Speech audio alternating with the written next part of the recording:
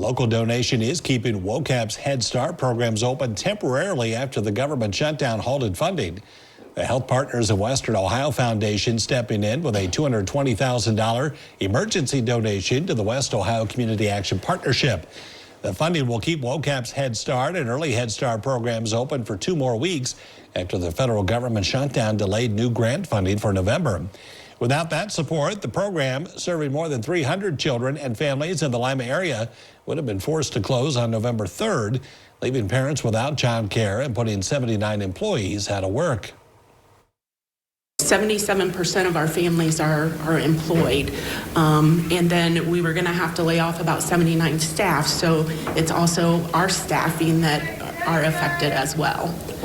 And I think it's even with everything that's going on and the SNAP benefits. Most of our families are on SNAP, and so they were gonna have a kind of a double whammy. So this is really, I think, the true definition of community right here. Yes.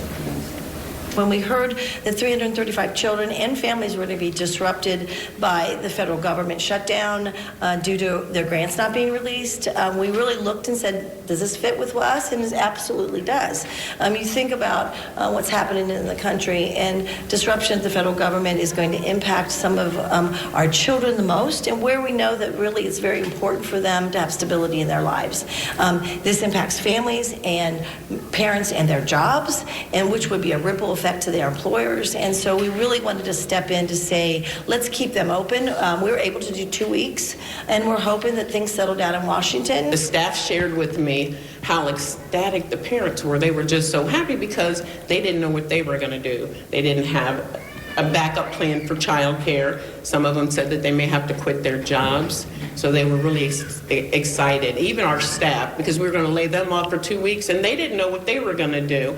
One of the staff told me, I just don't even know how to say thank you.